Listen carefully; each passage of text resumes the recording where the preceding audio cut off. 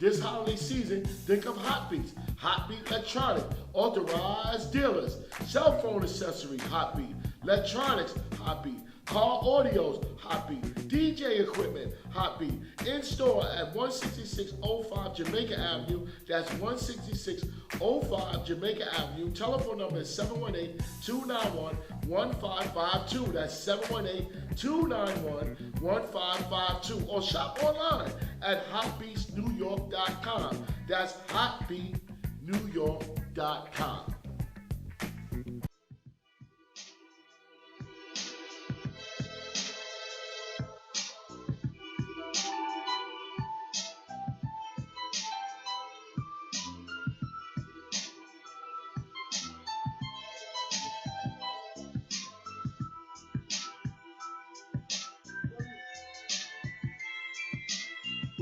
Welcome to the NYC Youth Sport Podcast Show.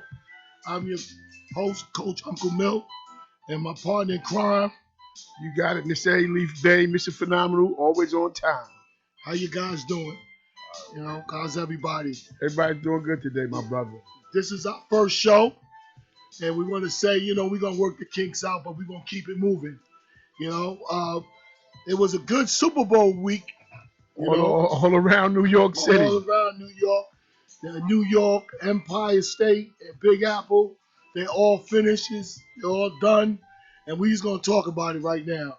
We got two guests here for one of the, I can't say it like the, just going to say it. Then I'm going to say it for you. Say it for me.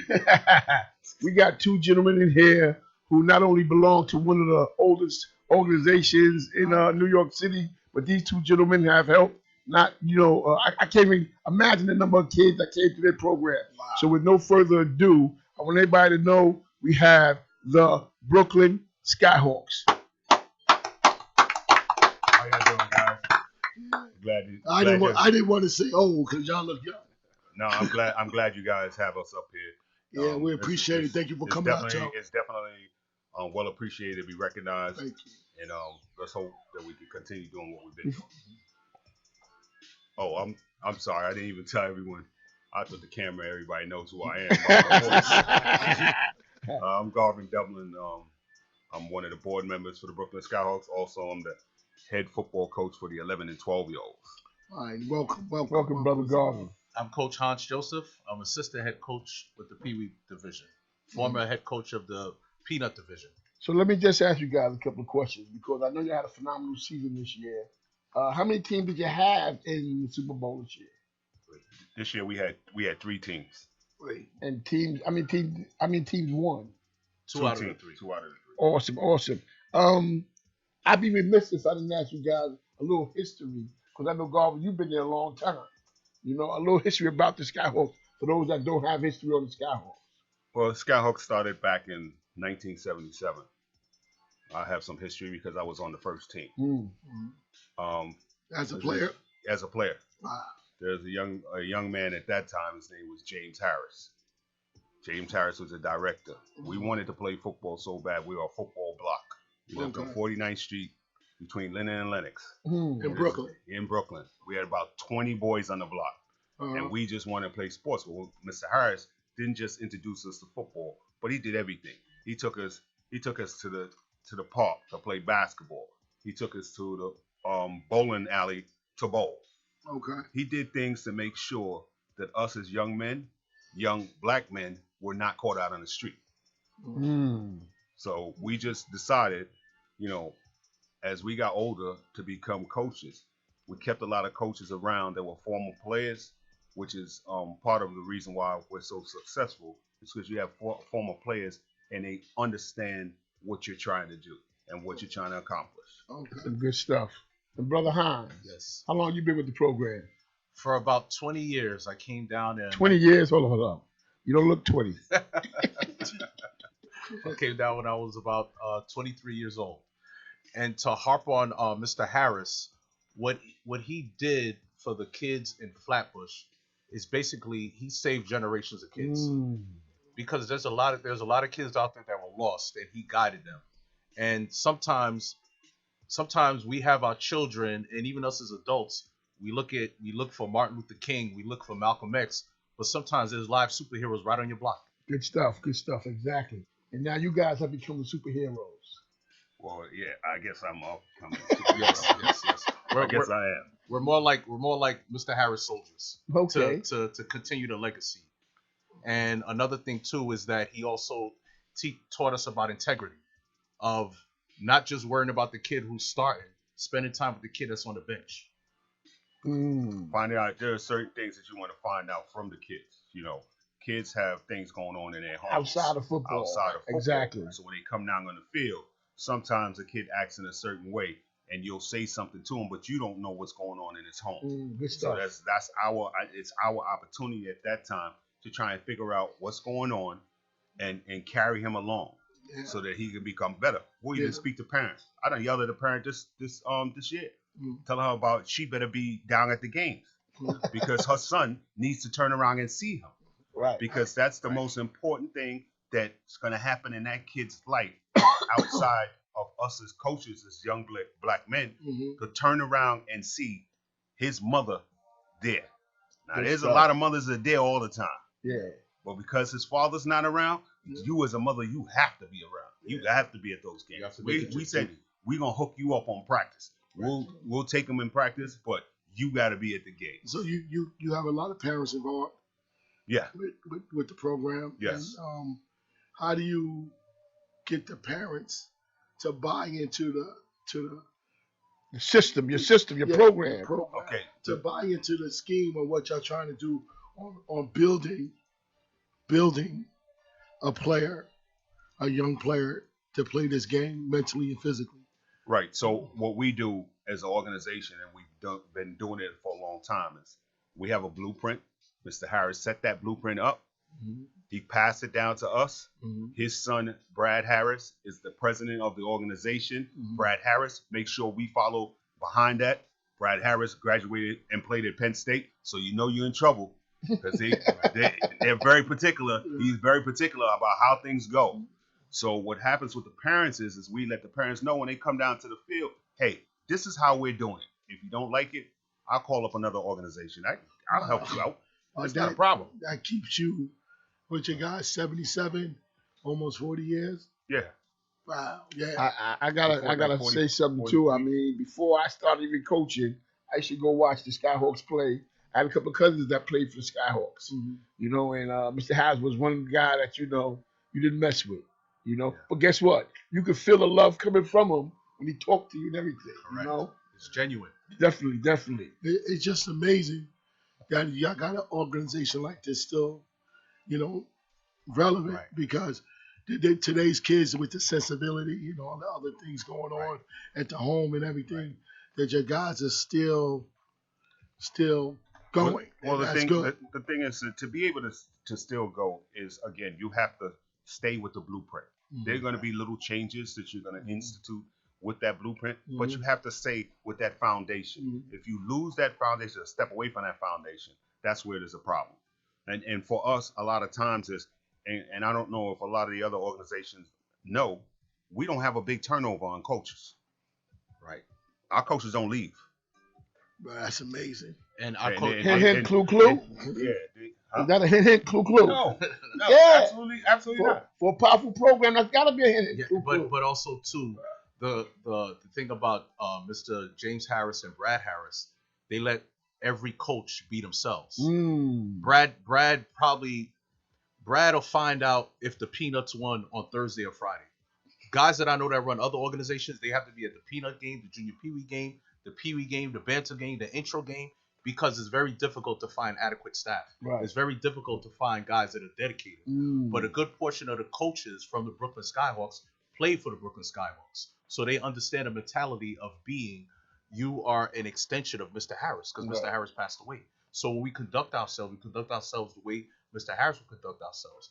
Another thing with the parents too, although we have a blueprint in place, they watch us. They know if you have a bond with the children. Right. Because when the children go home, they talk about the coaches. Right. Coach Hans or Coach Garvin said, I can do this and I can do that. So when the parents hear your name left and right, they're highly unlikely they're going to go other places, whether you win or lose. Yeah. That is great. So what ages do the Skyhawks cater to? We have the 6, 7, and 8 year olds, which is the peanuts. The 9s and 10s, which is junior peewees. 11 and 12s is the peewees, and the 13 and 14s, which is the bantams. Okay. So let's talk about this Super Bowl.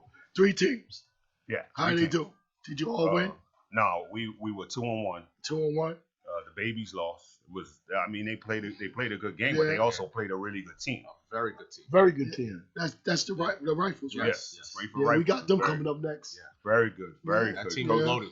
Coach Tyreek does a really good job with those kids at that young age, and that's one of the things I talk about also when you're coaching. You got to make sure that you understand the kids and you understand what you're doing. Right. Stop sitting on the couch on Sunday watching the NFL, and then one day you decide I'm gonna run out on the Bring field. it to the field. Let me bring this to the field. Yeah, you want to come out on the field now. Now you want to be a coach, or you're a dad, and I understand you're at the field, but your heart is not into coaching all 40 kids. All the kids. Right. You're coaching your kid. You want to coach up your child.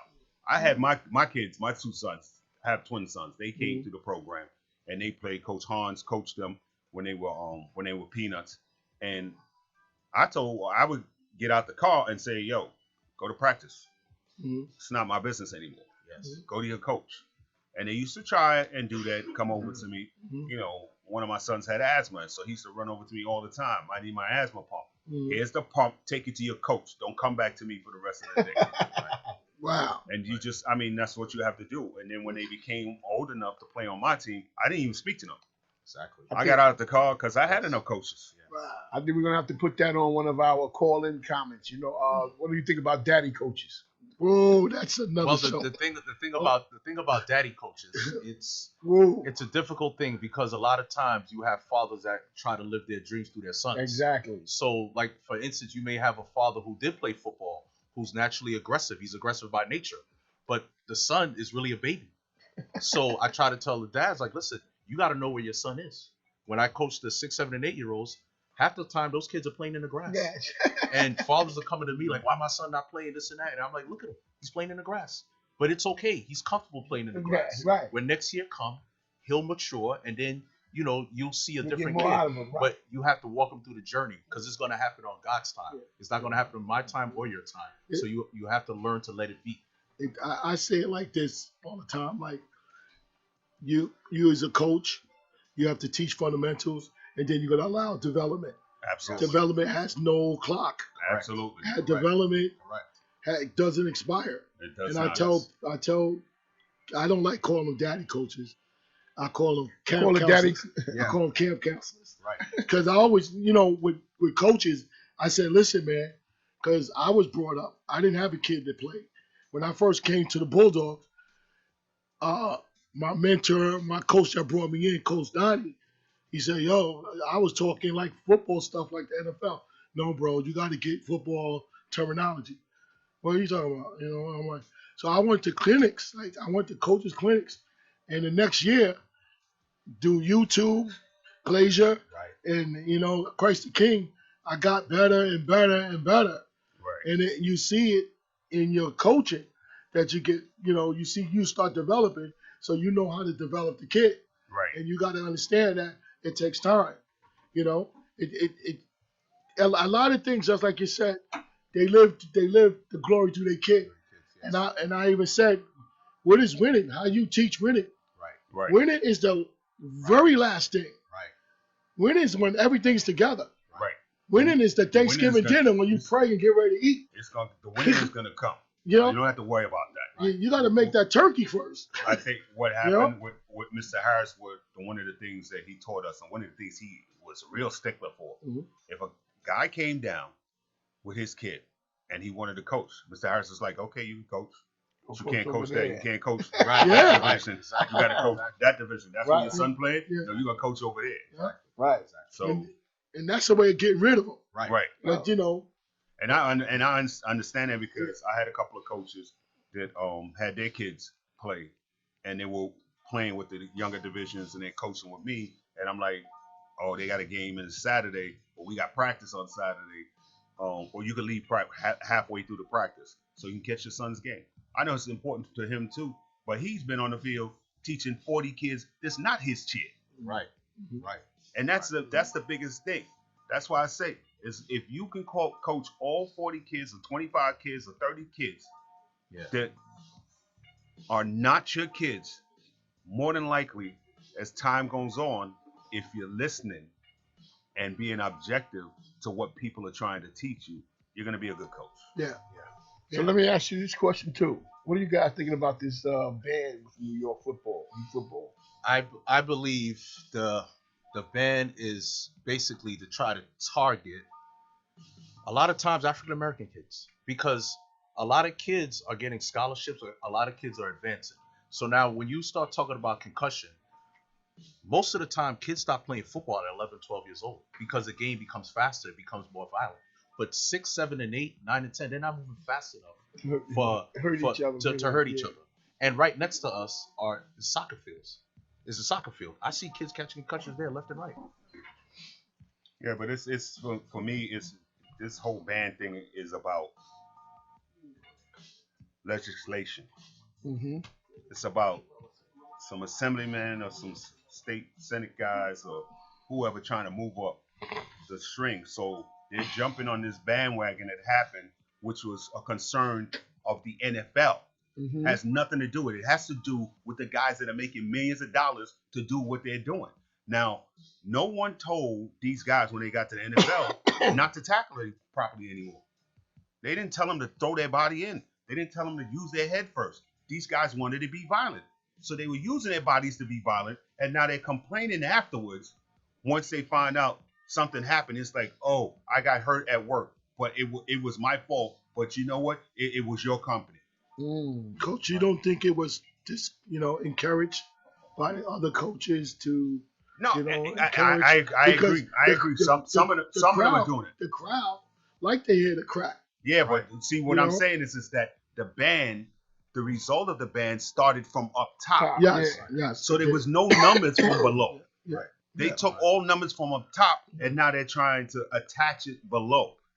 And sometimes too, you also got to realize we're in New York. It's regional. When you go down to Texas, Louisiana, they ain't moving that. They ain't doing anything.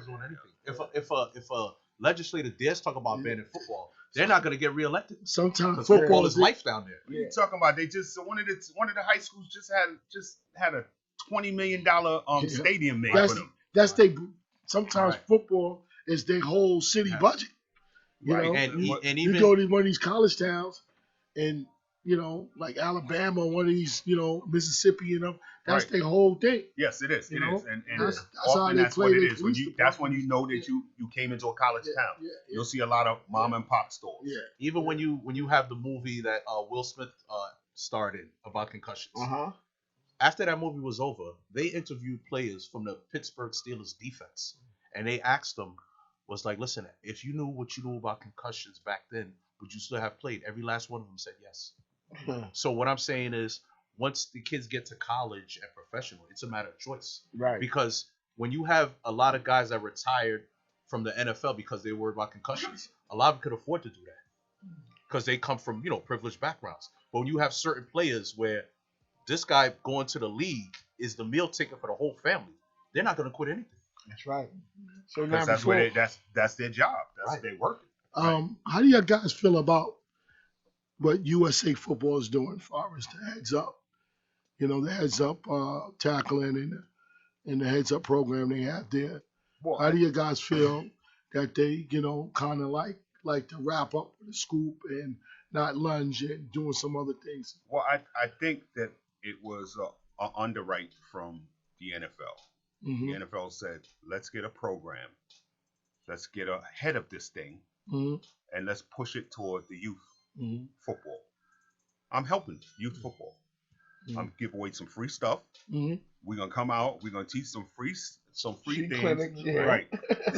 so that you guys, so that when it all said and done, the NFL will not look bad at all. The corporations, I should say, not the players. The corporations will not look bad, and all those billionaires that these guys might have gotten hurt at an older age. not at the younger age. So you think the product works or don't work? Well, the product is, for me, I like to use, like for tackling, I like to use the rugby tackler that the Seattle Seahawks use. Yeah. Right. That's what I like to Hawk teach. tackle. Hawk tackle, Right. yeah. Exactly. I like to use that tackling. I think that tackling is a little more effective.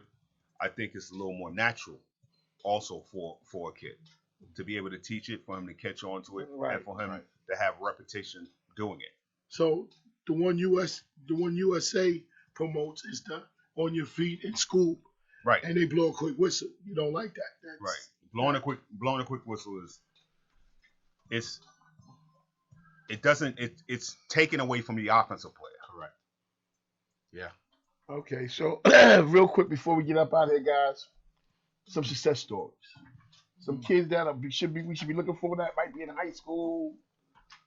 We got we have like other organizations. We have a bunch of kids, and it's hard to keep up with all these kids as they're going on. We have a couple of kids that are at Stony Brook. Sabat is at Stony Brook. Kid is at Stony Brook. And VA. We only call him Khalid. His name is Khalid, but we only call him VA. He's at Stony Brook. That's all we call him. And this also, guy Ian, he's at Townsend State. I mean, but we have a lot of kids that are going to schools, but they're going to schools for a reason. Right. Because when we teaching the football, we're not just teaching the football. We're like, you gotta get in the classroom. Right. And our job is to teach them to be scholars. Right. Because my job is, as long as those kids say to me, Coach, I'm getting ready to go to such and such college, I'm good. Job done. And another thing, I don't care if they even play it down in college. Exactly. As long as they go into that building and get that piece of paper and come back out. Free ride or any ride. Right. Another thing too, as coaches or even as fathers, regardless of socioeconomic background, we want our kids in the next future to surpass us. Correct. So we were fortunate enough to have more than probably 10 or 15 kids get full scholarship to boarding school for high school. So now when you have a kid going to boarding school, you're affiliated with a whole different class of people. Yeah. These kids' parents are not going to South Beach. They're not going to Trinity Carnival. They're going to the beaches of Greece. And they're not putting it on Facebook. That's right. So our mission in life is to have our children surpass us. Correct. And that's why our slogan is commitment to excellence. Right. We got like 5 minutes left. I got one more question. One more before we question. leave. Okay. What do we need to do to put all of New York City football together? I'll answer this. That's gonna take up my 5 minutes. No, Answer it's it. not. You got the foot. What we have to do to get all these teams together is drop the egos. Yes, That's it. that's what I was about to say. And that's all. Simple as that. Egos. Right. Well, it's supposed to be kids first. Right. Then the game. Right. So everybody wants If to you be. love kids, Everybody man. wants to be a chief. They don't have any Indians. Exactly. And everybody turns their head and say, "Oh, that's not gonna work. That's not gonna work," and then they walk off. And then what you have too is, for instance, if Garvin and I have arguments on the field, but it's a brotherhood. It's deeper than football. I had family members pass away. He had family members pass away. When my mother and grandmother passed away, I called Garvin and Brad Harris sometimes before I called my own uncles. Yeah. That's how deep the relationship is. And like he said, you have to surrender your ego. If Garvin's been doing this for 25, 30 years, and I only been doing it for 2 or 3 years, maybe I need to shut up and listen to him. See, you got your 5, right? No, I got one more. We got a little time. Okay. What was the defining moment in the Super Bowl? The defining moment. So what? Pick a team. You pick a team. We all coached 2 different teams. No, we was coaching coached together. the team. Yes. Which coach was the winning team? Which one? You? Both of Yeah, us. both of us. Yes. We What all, was the defining moment that you knew that you had it? the final moment. The defining moment Defining that moment. you knew. Excuse me, I Yeah. got more than the weather. That you knew you had this game won. In the 4th quarter, Mm-hmm. when my team looked like they were playing the same way they were playing in the 1st quarter. Wow. Kept that energy going. Well, myself, I'm a little bit more cocky. I knew it from the first play. Because this kid that Springfield Rifles had, when this kid got the ball, the first time we played them, he was running like Shannon Sharp. Wow. Like he dropped his shoulders and I saw the muscles coming out of his arm. So I told our kids, I said, listen, when we play this game, if you guys pop him, we're going to win. And they're looking at me like they don't believe it. I said, trust me, just do that. So as soon as the first play snapped and our D lineman, Kareem, made that tackle, I said, we got it. That's it. Thank you very much. Well, congratulations, guys, on your 2 Super Bowl wins. Yes. And we want to thank you for coming to being our first guest. Thank you for having us. Show. Thank you very much.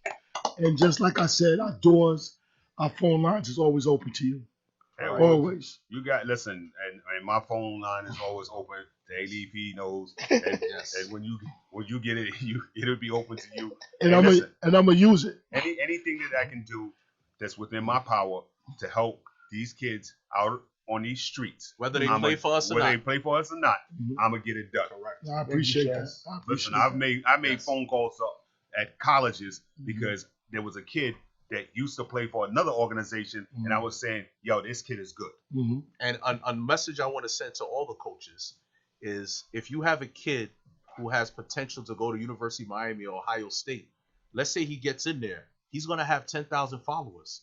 But if that kid makes a mistake and ends up in the prison system, how many of you guys really going to go check on him? How many of you guys really going to be there for him? Because when the kids are down and out, that's when they really need you. Exactly.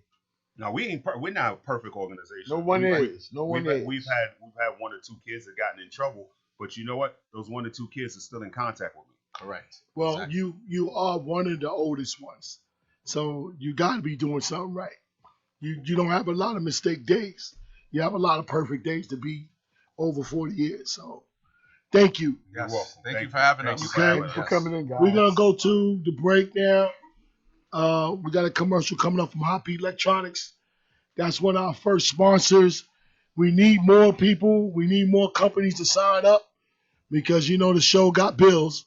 And you can call me at Coach Uncle Milk at 347-776-7070, and we can talk about it to you become a part of the show and help us continue to do the work for youth kids in New York City.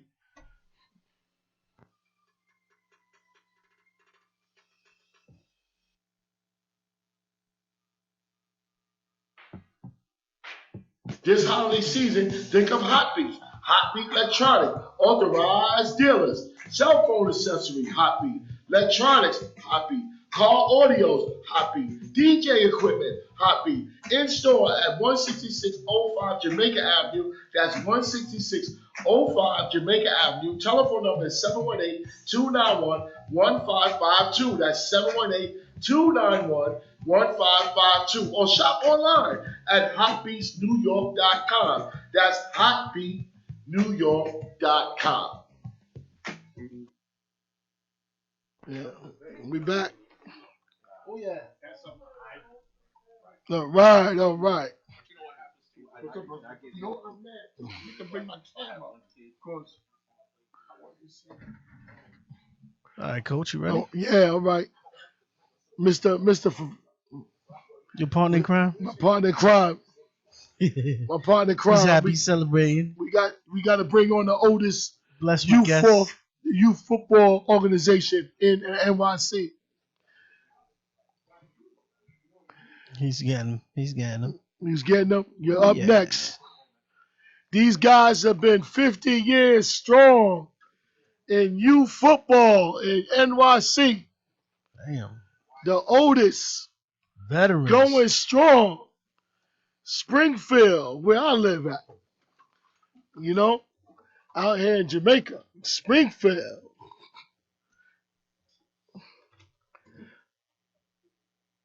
you got me back live. Yeah. I'm back. All right, guys. You guys are with us. Yeah. And now we have one of the, if not the oldest youth football programs in New York City. Been around for a long time. Have the face of the organization right now, and a young lady who I got a lot of respect for. Not only did she beat up on these men with their kids in the summer, she beat up on them in the fall too. So with no further ado, we have the Springfield Rifles in the building. In the building. What's up? Yeah. Yeah. Coach Artie Singleton, board member, junior PB head coach, Springfield Rifles. Okay. Coach Markia, also known as Coach Kia. I work with the 8U from the fall and the summer season as well. Okay. You don't look like you're 50 years old. No way. No way. No way. No. Let me see your ID. You ain't like you coach over there? You? Oh. You sure you ain't one of the team, huh? I get that Of too the much, babies. man. It's over for that. They No. don't think that no more. What? Trust me. Put your AU up against us. Yeah. You wish he wasn't coaching. They never said, hey, get the water. The ref never said, yo, get the water and get the coach too. Where's the head coach? No, you get the water, you get the head coach. Yeah, no, I am the head coach. I get that a lot. So, real quick, all right, let's get a little bit of history of the famous Springfield Rifles. All right, before we even start, we set up the face of the Rifles. We all know who the face of the Rifles is, and that's Miss Chris Spaulding. Yeah. Well, yeah. she's not the face. She is. She's the face. She's the body. She's She's everything. You know. Exactly. But Exactly. when it comes to Springfield Rifles, like now, you're the guy out there. You know. Yeah. Well, there's some discrepancy because we're so damn old. Excuse my language, but some say we started in '66, some say we started in '67, so we just run with '67. So we're 52 years, and we started in Queens in Montebello Park. Yeah. Started with a bunch of our coaches that passed on, Coach Gibson, Coach Cal Gooding, Coach Moran. And it was a bunch of guys that were. It was done by blocks. It was two blocks playing each other. All right, and not everybody know that our original colors were black and white. We upgraded to red and white when we moved over to Roy Wilkins. The sports facility, Roy Wilkins Park. Sports facility. That's Y'all just got a new talk. very over generous. There. Y'all just got a new rug over there. Oh yeah, yeah. We wanted red turf. Mm-hmm. Say again.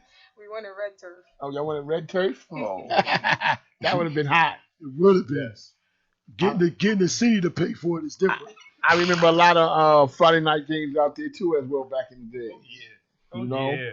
And about the Friday Night Lights. Yeah, and Section 8 guys, and I mean, I can't remember all the fun we used to have out in Springfield. Mm-hmm. Yes. Yeah. When you around so long, and we just pride ourselves on just coaching kids. Doesn't matter. Just like Coach Garvin said, Skyhawks, our coaches don't leave. Well, some of them do, but they do come back. All right. Yeah. So, my heart is always bleeding red and white. Definitely. Your organization produced a lot of coaches that went other places to coach, like your rivalry down there on Liberty Park. Oh yeah. And a couple of coaches came out of your program and started, Jamaican Bulldogs, which I was part of for 6 seasons, and started me off in coaching and stuff. And it was a couple of them that, turned, great coaches, very great coaches. Yeah. So, they was birthed out of your program. So your program has got to be really, really good to produce coaches, and they can go otherwhere and produce in other organizations, and things like that. It's a great thing. So how did your season go for you guys this year? Actually, the season went great for us. I think this is the first time in our organization where every team made the championship. Every team was number one seed. Every team was undefeated except for one. All right. Yeah, that was me. We ain't gonna talk about that. But anyway. But you still made it to the show? Yeah. Okay. We finished in first place. But yeah. We had a great season from top to bottom. The Peanuts. We're gonna start with the Mighty Knights. So Keith, you can let them know about the Mighty Knights. So we led the season with the Tiny Mites in the summer. And our Tiny Mites also went undefeated, and they won the championship over at Big Apple over the Harlem Jets. Yeah, over the Harlem Jets. Sam Jackson Bowl. Over the Harlem Jets, and then we went into NYC with 4 teams, and then our Peanuts also again went undefeated. This time they didn't give up any touchdowns at all throughout the whole season, so we gave up the least amount of points in the whole league. I had the pleasure of seeing this team in the summertime, and these guys here, man, they were ballers at that age. I just can't wait to see them at 10. Oh my God! It's all about keeping the groups together. If they stay together, they're gonna be different. Don't get me wrong; they're not a big team. You know how some teams got big kids on their team. These kids were just fiery, man. They was tough. That's the word, tough. That's the No matter how what size they were, from the littlest guy to the tallest guy, they were tough. that's the thing, like what you just said, is keeping the team together to grow, get to the next level. How hard is that when you got in this youth football atmosphere, when you got people outside your gate talking to your parents and poaching your kids, and how hard is that to sell it to, especially when you fall short, and to sell it, Well, fortunately, I can say that we haven't had too many poachers and take our kids, and I would like to think it's because of the coaching. I mean, since I started, our coaching staffs are strong, um, and the parents they see that, so they see that we're doing right by the kids. They see that the kids are learning something, um, and they stay. Um, every now and then you're always gonna have a couple of kids, a couple of parents that are not happy, um, parents that think that their kid is better than what he really is. Whoa. The kid thinks he's better than what he is. No. They're looking to go somewhere else where they can play. If they want to leave, the door's always open. We're not gonna try to hold on to a kid. We're not gonna try to hold on to a kid. If you want to go to another organization, so be it. So the thing was, like, how many teams you had undefeated? Four. Four, No, three. Three. And No, actually four. The going. Tiny Mites, Peanuts, the Peewees, and the Bantams. And you went to the Super Bowl with 4 undefeated teams. No, One team was in one season was in the summertime. Okay. Right. And then the 4 teams from the fall, 3 of those teams were undefeated. Okay, so you went to the Super Bowl with 3 undefeated teams. Yeah. And how'd that work out? Like I said, we went if you can count the summer, we went 2 for 5. Yeah. All right. Okay. We went 2 and 3. So, All right, for the people out there in Springfield land and the surrounding areas, because sometimes there are diamonds in the rough in your neighborhood that don't even know where you are. Mhm. So, for instance, coaching the Chiefs, there's a kid right now in Wisconsin, Aaron Cruikshank, who was right there in Gershwin Park, and his mother was looking for football. And the Panthers is right there. But I found her. So for people that maybe want to know where the Rifles location is, let them know where the Rifles are located. We were located in Jamaica, Queens, on Merrick Boulevard and Foch Boulevard. That's the gates open right into the field. That's where we at. We start in March. We don't end until the championship, because we're always in the championship. So no matter what, I'm not bragging. Sounds like a little modest to me. Don't be too modest, Coach. Yeah, that's a fact. Oh, Kia, Look, Coach Kia, that's you know I don't a mess with you, Coach Kia. You know I don't mess with Look, you. Peanuts been there every year since we got there. So. no matter what league we're in, we're JP's in the championship. You can tell how he answered that question. Huh? We had 5 teams. Every league that We was had 5 teams. I was like, one of our teams was in the chip. That's a Every That's a fact. go back and look at Look at those history books. So what do you guys think about the ban they're trying to do in New York? Um, it's crazy to think that they're trying to take something away from kids, something that instills discipline, hard work, dedication into young men and boys. And my whole thing is, when you take that away, what are you replacing it with? Right. You're not replacing it with anything. Because back in the days when they took away after-school programs, Yeah, what did they replace it with? they replace it with the streets. Yeah. That's what they replace it with. And most of the time as coaches, it's hard to compete with the streets. Exactly. You know, I always said that as long as we keep the kids inside this fence here, you know, because outside that fence, inside the fence, the football field, outside that fence, we don't control. My thing is, I think they put in New York City football at a disadvantage because they're only doing it in this state. Yeah. It's not going to be in every other state. So when these kids go to college, they're already behind because they had to wait until they was 12 to start playing tackle football. See, me being at the youngest age group, I'm all about the foundation. Exactly. I'm all about the foundation. They keep asking me to move up, and I'm like, I'm not going to move up. Nah. I'm not moving up. She That needs her own foundation team. is most important. Because without her, That foundation is most important. Those She's teams right. that are going up, yeah, they came through us at the they're beginning. seasoned already. Yeah. Man, I'm just trying to retire. You say that, Move yeah. up. So the same question that I asked earlier, what do you think we need to do, or what is needed for us to put all of New York City football? You know, we don't got to be in the same league, but even if we just got to play the competition against each other to make, because iron sharpens iron.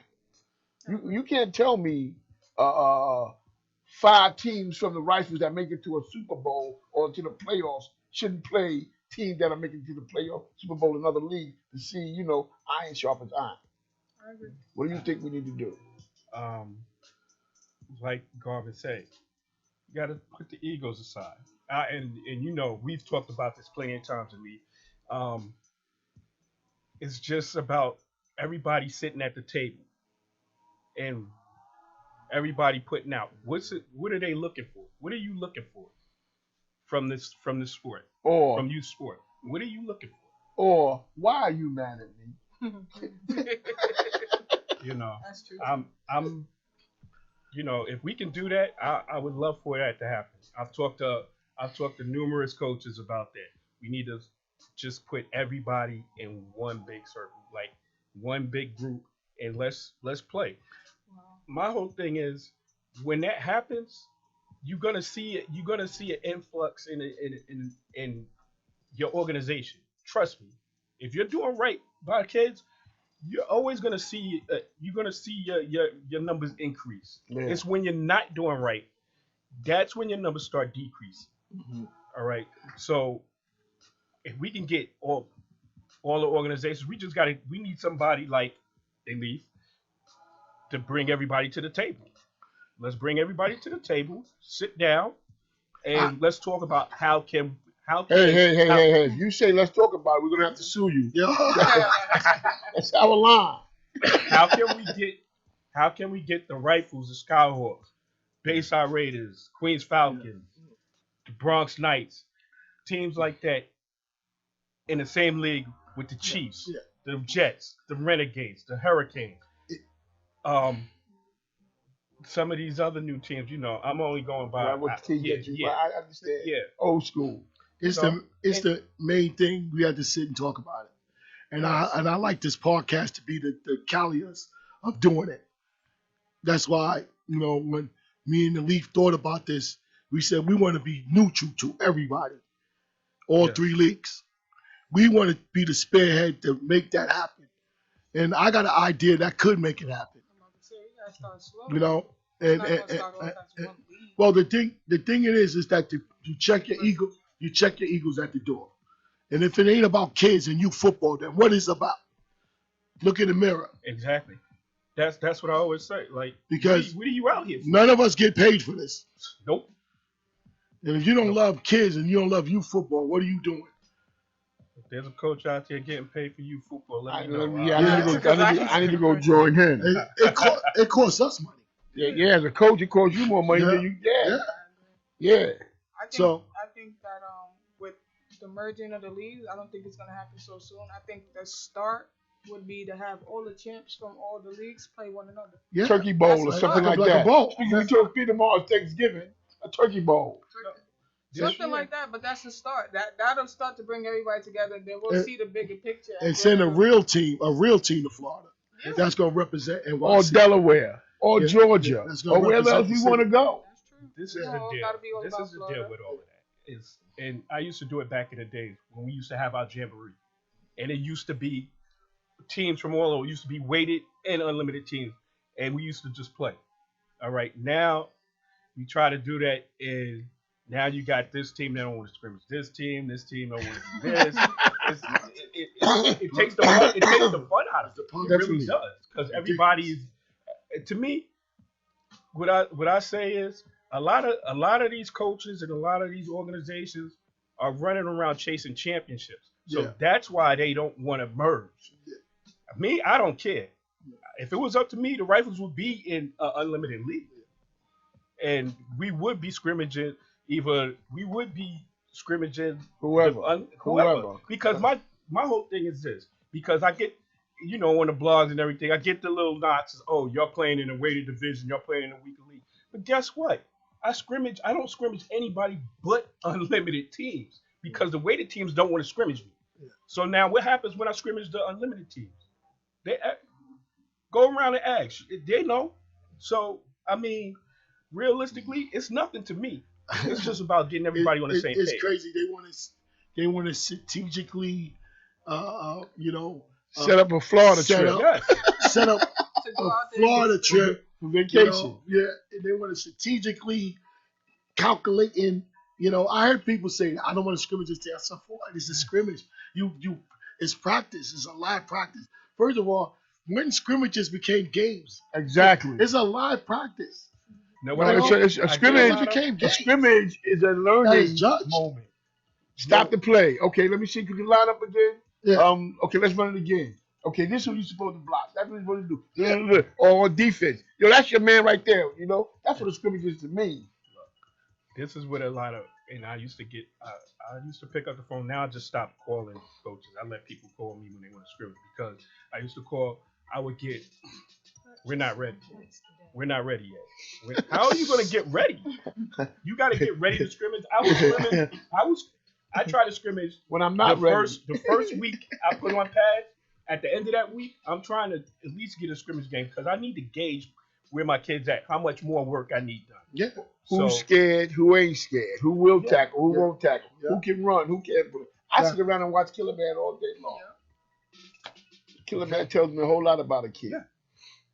Oh, yes. Killer Man is banned. Coach A. Leaf still allows Killer Man.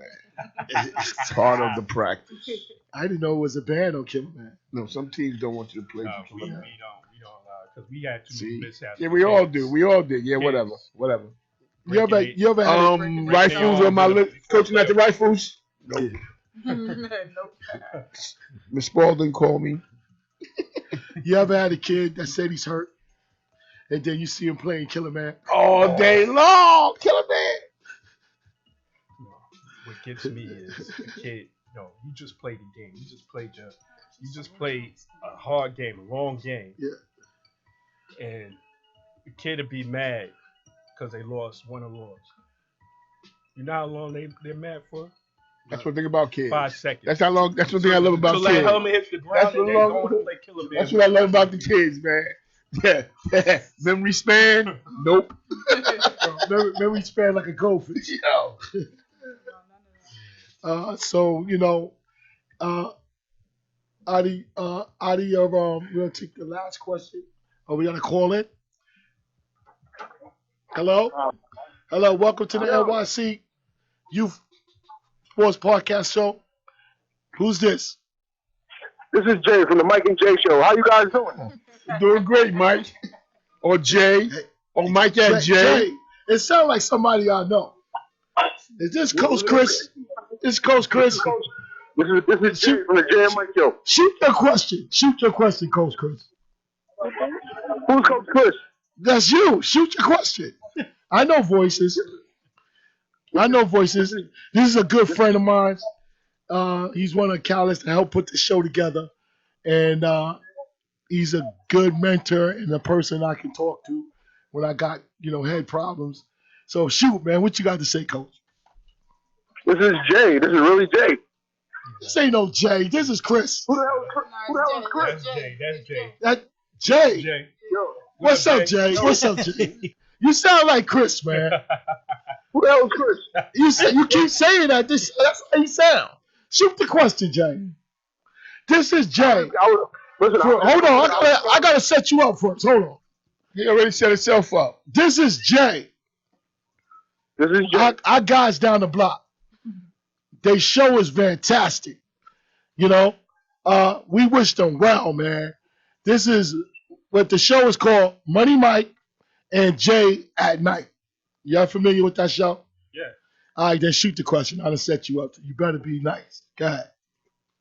I was just calling to show support. I told at least I was going to call in. Okay. So I had to keep my word. Okay. Is Mike with you? Mike is right next to me. We're actually eating. Today's his birthday. Today's Mike's birthday. Happy birthday, Mike. Happy birthday. Hold on. Yo, if you post something else in my New York City page, Yo, somebody made a mistake. We got the name kind of similar. Somebody made a mistake. Somebody made a mistake. Listen, ain't nobody made no mistake. I ain't scared of you guys. Yo, if I catch one of y'all guys rolling the streets at night, it's gonna be a situation. A situation? A situation. A situation. All right. Okay. Thank you, man, for calling us, man, on our first show, man. I appreciate it. Listen, Jay, you had a question? No, we were just calling to wish y'all luck. Oh, thank you, man. Thank you very much.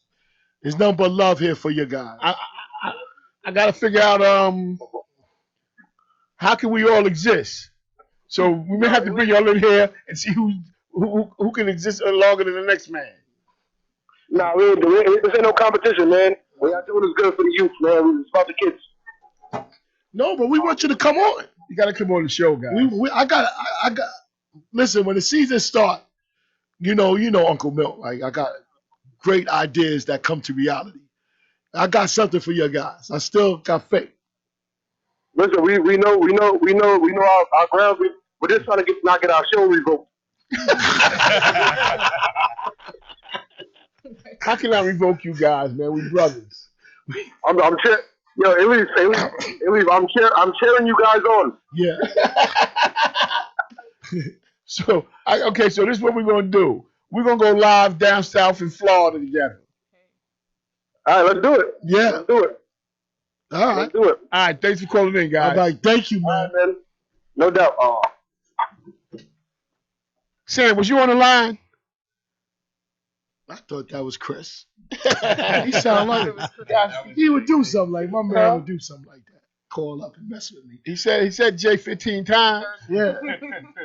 You like, no, you're gonna be Chris. You're gonna be Chris tonight, Jay. Shut up, you're Chris. Go with it. Know your role.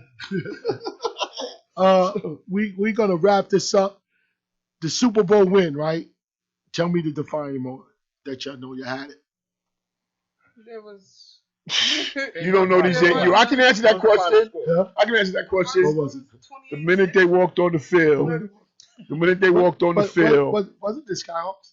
Yeah, we played the Brooklyn Skyhawks. How y'all gonna say that? How you gonna say that, John? Coach, brother, Well, I've played against. Yeah. I didn't actually play my team against their team, but I watched them all summer, and I knew where they were going in the fall. They were undefeated in the summer. We were just trying to make sure we didn't give up a touchdown. Yeah. That was our goal. Wow. Finish out the season without giving up anything. Wow. Because they gave up points in the summer, right? Yeah, we gave up maybe a few. Yeah, it wasn't much. Not Trust me, it wasn't Not much. many. No, it wasn't much. Shout out the Hurricanes. No, it wasn't much. Shout out the Chiefs. Shout out a lot of teams. It wasn't much. Y'all came and did your bit. Soon y'all got on the field. Yeah. Soon after the warm-ups, the stretches. Yeah. The stretches. And I had seasons looked like over that there, too, bro. you looked over there and said, it's gonna be a long day for them. bring it in. Yeah. Bring it in. What you want for lunch? Yeah, that's it. Pizza party after this. My thing used to be, don't worry, cuz. After the game, we're all gonna get ices. Okay. Wow. So hurry up. Let's get this over with. So okay, one more thing. I know the Rifles have been around for 1,001 years. Don't tell me all of them, but give me a couple of success stories of kids you like. Wow, this kid here is here. He did this. Da da da. Oh man. I know. All right, right now I'm gonna tell you this. We got one kid, my old quarterback Marcus Hammond. He's playing D1 basketball. That doesn't matter. That's a success story. At Niagara. We got a few kids in Catholic high school that are doing big things. CJ, Christopher Eaton Jr. He's a senior at Christ the King. Mm-hmm. Tyleek Battle. I know Battle. That's my guy. Leroy Marshall. That's my guy. Those guys, they came through the program and they're doing big things. Yes, sir. Matter of fact, we see all them played playing 7-on-7 Yeah. New York Hustle plug. Yeah. Who else? We Utica, got? Malcolm Stowe. Oh yeah, Malcolm Stowe, which he came through the program and he moved to Suffolk County, but he finished his career as an all-time leading rusher at Utica College. Wow. Played 4 years. We had another kid, Roy Harvey. His name is Speedy. He played at Cornell. Both of those guys, I think, won championships while they were there. Elijah's at Utica now too. Yeah. Good Little stuff. Stowe, Good Elijah. stuff. We got a bunch of coaches that coaching at high schools, which Leroy Marshall's at Christ the King. Right, Big Leroy. You got Barnett, Rufus Barnett, Dutton yeah, at Christ the King. Campus Magnet.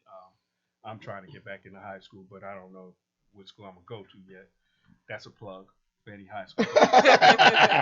All right, well, yo, definitely been a pleasure. Mm-hmm. I couldn't have thought of two other organizations I wanted on the first show with me, so I reached out to Artie from the Springfield Rifles as well as Coach Garvey. Come to find out y'all played each other during the Super Bowl. So it just made my day. Yeah, no, he played. Coach, I'm Junior P. Well, I'm just saying Skyhawks against Rifles. Yes. That's a long-standing rivalry. That's always going to be a fixture. And for those moments where they said it was big defining moments, 2 of those games were decided by extra point. So 2 of those games were decided by. The last game was 14-16. Wow. When you started coaching, what age? I was about 15 when I started coaching. Yes, sir. I remember her running around the field. I was about 15 when I started coaching. Did you have like a brother or father or somebody? Actually, my aunt was coaching at the time, and I used to get in trouble a lot, so I used to always get sent to my aunt's house, and she was coaching, so I was always at Who's practice. your aunt? Coach Lynette. Oh, She Lynette. used to always run around with the puff on her head. Okay. I thought you were gonna tell me cat. No, man. Yeah, she I was like, oh my God. She coached at the Oh Rifles. my She coached God. at the Rifles. She was also with the Tiny. When I joined the Tiny Mike team, there were 3 female coaches at that level. Yeah. When I remember her now. It was Exactly. 3 I was females. because I was She was real coaching short. Tiny Mike. I know Yeah, you're she talking was about real short. light skin. she was like my complexion. She Yeah. just looked just like me with Yeah. puff. Yeah. So Mhm. there was 3 female coaches at that time, and I just after a year or two, it was just like, yeah, you got responsibilities now. So The, it's been about 9-10 years now. yeah, the first female coaches I got to see was the ones that's on the Brooklyn Titans. I think they had 2. Oh, that was like recently. Yeah. Yeah. No, I mean, they've been at least 3 years. Nah, that's new stuff. I was about to say, yeah. They've been women coaches way before Yeah. that. Yeah. I mean, that's the first time I've seen I it. had a woman coach with me, and she was coaching junior mics with me. Mhm. She taught the kids, which she taught not to taught the kids. She taught us how to use this. This when I realized kids are smarter than we think they are. Mhm. She taught these 6 and 7 and 8-year-olds signals. Mhm. From a no huddle offense. Wow. I've been using it ever since. I look old. Shout out Coach Nadeem. I look old, but my coaching resume is only 7 seasons. So And you was looking younger than that before you started yes, coaching. this grade wasn't here. The deal is that I got used to seeing women players. We had women play at 10 years old, and the mother was telling me, you know, you think she should play? And I was like, Dylan was like, yeah, she can play. I was like, you know, coach, shout out to Coach Dylan, Jamaica Bulldogs. And I was like, she's sprouting out. They don't make pads for that. Yeah. So me, you know, I'm like, it's good at Tiny Might and, you know, Junior I'd say Might. so too. I mean, Sorry. But when they I was start one of sprouting those. out, I was one of those. I wanted to play football as well. And my father was like, you know, Sorry. my mother was When like, we had "Nope." back in the day, junior midgets and midgets. Yeah. Shout out Kiki, midget, starting fullback. Yeah, we got a couple that came through us too. We had a few. My mother just wasn't the one. Now she's stuck with it for the rest of her life. So she should have just let me play a season.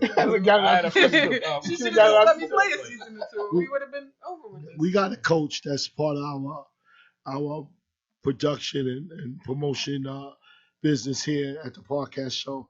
Coach Anthony, he helps us out. He has a daughter, and she's I phenomenal. like her. I tell her And that's the best running back they got.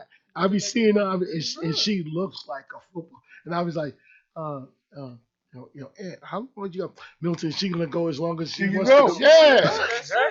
They got a running stop back. her. Every year on I asked her, I was like, Hater.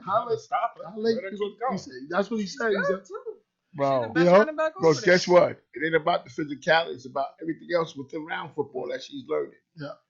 she could be a poster kid for youth football because she's beautiful and she looks like a football player. You know, I mean, for real. Well, even the young lady that plays for the Braves, I was man. about to say the Brooklyn Braves. Bro. Bro, you, they got a Bro. back. That's a girl. Yo, Yeah. She's good too. yeah, and played in the national games. So, What people don't realize is there's always a girl. There's always going to be a little girl in football. I mean, ever since I was coaching, I started coaching back in '96, and Kings Bay had a girl on their team, and I'm coaching defense, and kids is looking like, yo, that's a girl on the team. I say, okay, so what? I said, yeah, look. I said, when she got the pads on, she's a football player. I said, man, if y'all let this girl run around with the ball and y'all don't tag her, I'm tagging y'all. Needless to say, you know, you gotta shake through that because that's the first thing. Once teams see a girl, they like, oh, but then once they see that she can ball, Yeah. everything else is different. They just, they treat her just like one of the guys, and they're gonna be more protective of her. Yeah. All right. With that said, thank you. 50 years and going. yo, Springfield Rifles. You know, thank you. I hope I'll be here to see 100 years. That'd be crazy. I'll be going in the park with one of those. I just want to say, one of those wheelchair things. going into this season, 2020 season, I am gonna bring back the jamboree. So look out for that. And we're gonna try to do. And bring it to us, and we will promote it. Oh, For you. definitely. You know, just like I told the Skyhawks, our phone lines and doors are always open for you. Feel free. right. Feel free. And when we put up our call-in sessions about something you have something to talk about, yo, hit it, put it on the page. We'll talk about it. We'll talk about it. No. All right. All right. So we're gonna go to a commercial for a minute and come back and close the show. Thank you very much. Thanks for And having us. you know, I appreciate it for our first show. Okay.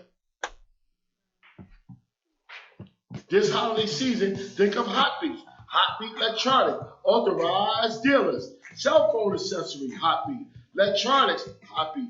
Car audios, Hot Beat. DJ equipment, Hot Beat. In store at 16605 Jamaica Avenue. That's 16605 Jamaica Avenue. Telephone number is 718-291-1552. That's 718-291-1552. Or shop online at hotbeatsnewyork.com. That's hotbeatnewyork.com. All right. We back. We're back live. We're gonna end it. I gotta, we do our closing, and I'm gonna end it with this little stuff, this little thing I prepared, and I want to thank our guests, for showing up for our first show, our calling guests. Thank our sponsors, Hot Beat. Thank Mix 5 Radio, all our producers, people that helped putting this show together. I want to thank my partner, Mr. Phenomenal. Listen, man, he said he choose I I choose them.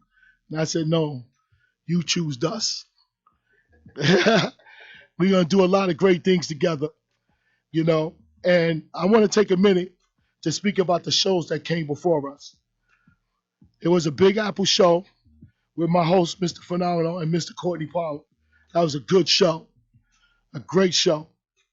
And it was a younger kid that was part of, I think he's Mr. Bond's kid, Boogie Show. And, you know, that show was a great, cute show, real good. And then it was Panther TV. And and I think Money Mike had something to do with that. Yeah, and Panthers organization. And we just had Jay call in from, Money Mike and Jay at night. And all these shows was, they had their own identity and own personality. And we want to give lots of success for Jay and Mike. Yeah, I want to pay homage to those, and also tell Jay and Mike that we wish you a lot of success. But let me introduce to you to New York City Youth Sports Podcast Show is all about. We creating this show to provide informative content and services to the football sports community. We're going to bring you 49 weeks of single subject matter such as current topics, spotlight, air it out, Mr. Phenomenal, fan, sport work, high school pick'em, weekly reviews, closing remarks, and watching over us is the eye in the sky. This podcast show is a great way to promote your products and services, events, fundraisers, and so much more. Our doors and phone line will always be open to positive talk, events surrounding youth sports. So take a ride with us, and we hope this podcast can provide support to the league, organizations, parents, players, and you, the fan of NYC youth sports. And in closing, what's coming up is 48 weeks left of Uncle Milk's great ideas coming to reality. See you next week.